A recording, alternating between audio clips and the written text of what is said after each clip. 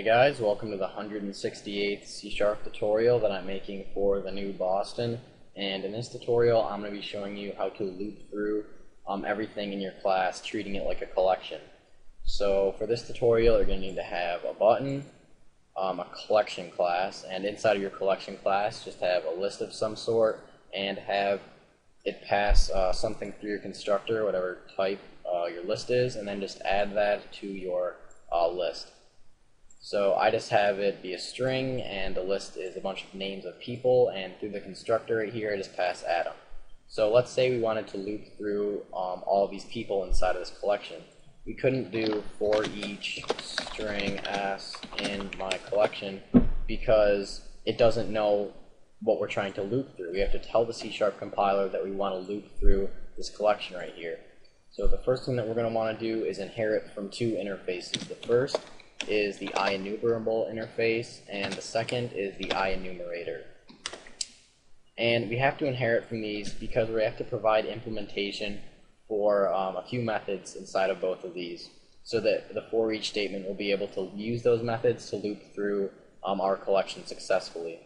So the first thing that we have to do right here is create a variable. I'm just going to make it an integer for our the index of our collection. So I'm going to say int position equals -1. So that'll be the default value for the position in our collection.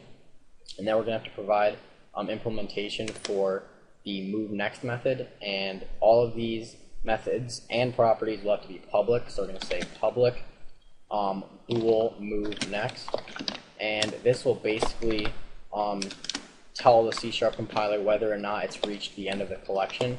So we are going to say return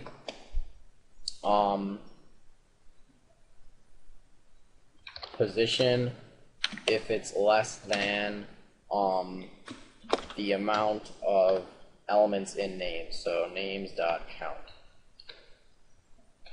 Alright, and before we do that, we're just going to have to increase position by 1 so that it will move up. The position will move.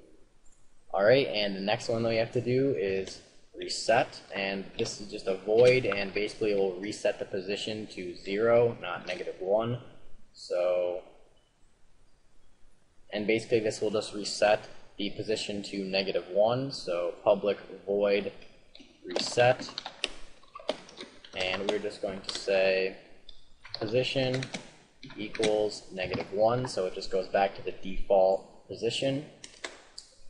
Then we are going to say current, and current will basically just return an object at the current position. So object current, and we're just going to it's a property here, so we're just going to say get return names, and then at the current position, so position. Alright, there. And one last one we have to do here, it's an IEnumerator, so IEnumerator get enumerator,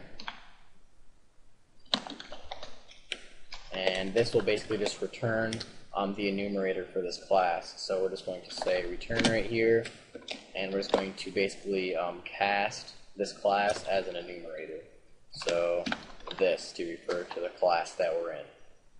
Alright, so all of these methods that we just provide implementation for, you're probably like, wow, this is stupid, why would I ever need to use any of these methods?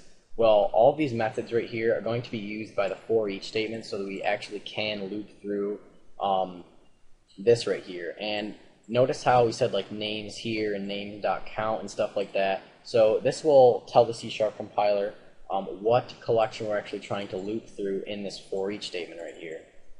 Alright, so now if we say for each string in my collection, then we're just going to have a message box to show that name. So we're just going to say show s, and it should basically just show a message box of every person's name in this collection. Oops. Oh, this just has to be public.